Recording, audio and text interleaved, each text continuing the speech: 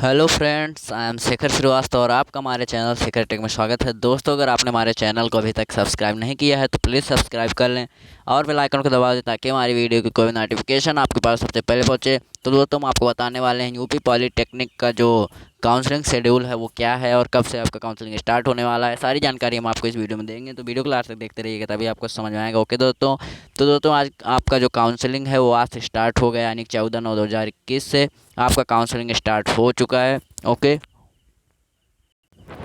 और और आपका काउंसलिंग 3 शिफ्टों में होगा, यानी कि 3 राउंड तक आपके काउंसलिंग होंगे। तो पहले राउंड देखिए क्या है। First round, registration one time payment of registration fee only for UP state candidate, यानी कि जो आपका पहला होगा, आपको पेमेंट करना होगा, रजिस्ट्रेशन करना होगा। ये केवल यूपी स्टेट के कैंडिडेटों के लिए है, यानी कि उत्तर प्रदेश राज्य के कैंडिडेट के लिए है। और 14 से 16 तारीख तक इसकी डेट है। उसके बाद आप यहाँ से देख सकते हैं first round choice filling and locking unlimited choice में भी फील्ड, यानी कि आपको चॉइस करना होगा आपका कौन सा राज्य, सॉरी आपको कौन सा स्टेट, मतलब वो डिस्ट्रिक्ट आप कौन सा चुन सकते हैं, कौन सा आप चुन सकते हैं। आपके पास अनलिमिटेड चॉइस रहेगी। इसकी डेट क्या है, 15/9/2021 से 16/9/2021 तक आप इसको फिल करके लॉक कर देना होगा। फिर first round of seat allotment, फिर आपका सीट अलॉटमेंट होगा 17/9/2021 को। फिर online freeze float choice selection document verification at the district help centres only for freeze candidate. तो आपका जो फ्रीज प्लॉट चॉइस सिलेक्शन होगा वो आपका 18/9/2021 से 19/9/2021 तक होगा। 5 बजे तक होके, केवल 5 बजे तक आपका होगा। और फिर देखिए क्या होगा, पाँचवा first round security fee 3,000 deposition by float candidate and institute fee deposition by the freeze candidate through their login online. Okay, यानी कि आपका 3,000 रुपये लगेगा आपको लॉगिन करने के लिए। फ्लॉट आप कैंडिडेट जो मतलब आपको फ्रीज का वो बुक करना होगा तो आपको 3,000 रुपये लगेगा। और इसकी डेट क्या है, 18/9/2021 19/9/2021 तक। ओके। फिर आपका second round new registration one time payment of registration फ़ी, यानी कि सेकंड राउंड के लिए फिर आपको रजिस्ट्रेशन करना होगा और वन टाइम पेमेंट फिर करना होगा 20/9/2021 से 21/9/2021 तक। ओके। फिर आपको ऐसे ही इसमें भी आपका अनलिमिटेड चॉइस रहेगा। फर्स्ट जो आप कर रहे रहेंगे, देखिए यहाँ पे दिए गए second round choice filling and locking by new candidates and float candidate for of first round. Okay, यानी फर्स्ट राउंड जो चुने रहेंगे वो भी कर सकते हैं, और सेकंड राउंड जिनका मतलब फर्स्ट राउंड में नहीं हुआ होगा सेकंड राउंड में वो भी चुन सकते हैं। उसकी भी डेट क्या है, 20/9/2021 से 21/9/2021। फिर second round seat of allotment ऐसे आपको यहाँ पे दिया गया सारा। फिर आपको फीस जमा करना होगा, ऐसे थर्ड राउंड तक आपको चलेगा। और चलिए हम आपको ये बता देते हैं नोट क्या है।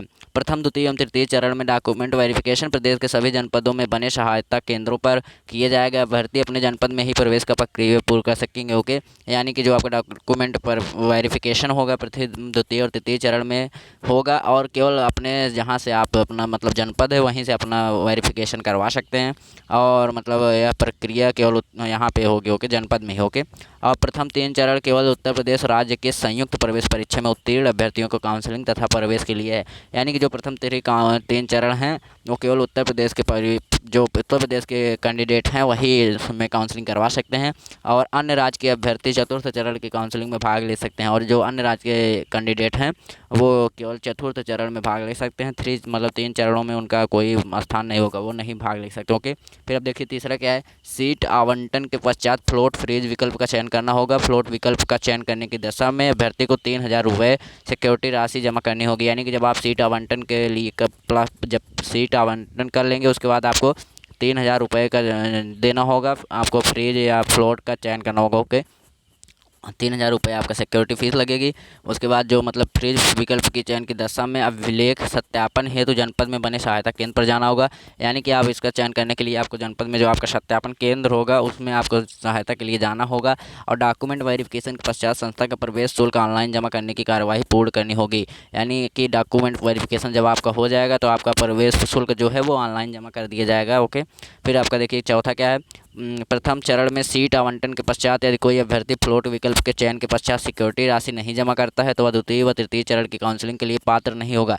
यानी कि जो आप सीट अलॉटमेंट करवा लेंगे उसके बाद आप फ्लोट या मतलब जो वो है उसका सिक्योरिटी राशि नहीं जमा करेंगे तो आप द्वितीय एवं तृतीय चरण में काउंसलिंग नहीं करवा सकते हैं। इसी प्रकार फ्रीज विकल्प का चयन करने के पश्चात यदि अभ्यर्थी डॉक्यूमेंट वेरिफिकेशन नहीं कराता है अथवा प्रवेश शुल्क निर्धारित अवधि में नहीं जमा करता है तो द्वितीय एवं तृतीय चरण की काउंसलिंग के लिए पात्र नहीं होगा। अगर इसी प्रकार फ्रीज के लिए भी यही है कि अगर नहीं आप करते हैं तो आप द्वितीय एवं तृतीय चरण के लिए काउंसलिंग नहीं करवा सकते हैं। ऐसे अभ्यर्थी चतुर्थ चरण में पुनः काउंसलिंग में भाग ले सकते हैं, मतलब वो चौथे चरण में फिर काउंसलिंग के लिए भाग ले सकते हैं। इसी प्रकार द्वितीय चरण की काउंसलिंग में भी यही प्रक्रिया लागू होगी।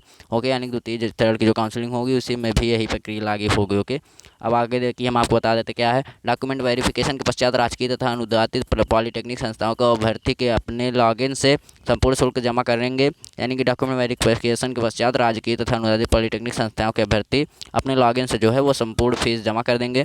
निजी पॉलिटेक्निक संस्थाओं में प्रवेशित अभ्यर्थी केवल 3,000 रुपये अपने लॉगिन के माध्यम से प्रत्येक चरण की निर्धारित तिथि तक समय तक जमा करेंगे। ओके, यानी 3,000 रुपये आपको पॉलिटेक्निक संस्थाओं में प्रवेश के लिए जमा करना होगा। शेष शुल्क अभ्यर्थी संस्था में उपस्थित होकर जमा करेंगे। उसके बाद जब आपका वहाँ पे हो जाएगा तब आपको जितना शुल्क रहेगा आप वहाँ से जमा कर सकते हो। यदि संयुक्त प्रवेश परीक्षा 2021 में उत्तीर्ण अभ्यर्थी तथा प्रथम चरण में रजिस्ट्रेशन नहीं कराता है, वह द्वितीय चरण में रजिस्ट्रेशन कराकर काउंसलिंग में भाग ले सकता है।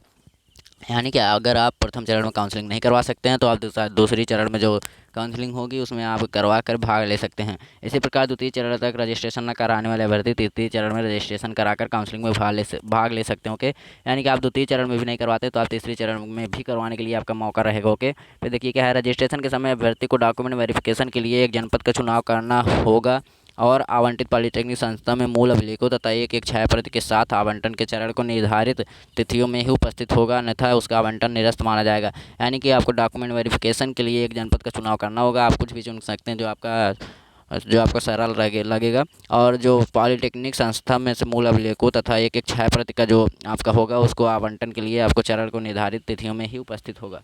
ओके, यानी कि आपका जो पॉलिटेक्निक संस्था है उसमें एक छाया प्रति आपको ले कर जाना पड़ेगा और उसका आवंटन जो है अगर नहीं ले जाएंगे तो आपको निरस्त माना जाएगा। ओके, और प्रवेशित सीट छोड़ने की दशा में यानी कि एडमिटेड सीट विथड्रॉ जो है आवंटित संस्था में पाठ्यक्रम पूर्णतः निरस्त हो जाएगा एवं जमा किए गए संपूर्ण प्रवेश शुल्क वापस कर दिया जाएगा। परंतु ऐसे अभ्यर्थी काउंसलिंग के समस्त चरणों से बाहर हो जाएंगे एवं किसी भी दशा में सत्र 2021-22 में प्रवेश पत्र हेतु पात्र नहीं होंगे। ओके, यानी कि अगर आप प्रवेशित सीट को छोड़ देते हैं, एडमिटेड सीट विड्रॉल को छोड़ देते हैं तो आपका पाठ मतलब पूर्णतः निरस्त हो जाएगा और आपका प्रवेश शुल्क जो है वो आपको 3,000 रुपये जो लगेगा आपको वो वापस कर दिया जाएगा। लेकिन आप किसी भी काउंसलिंग में नहीं करवा सकते हैं, फिर आपको 2021-22 के लिए पात्र नहीं होंगे, मतलब ऐसा है।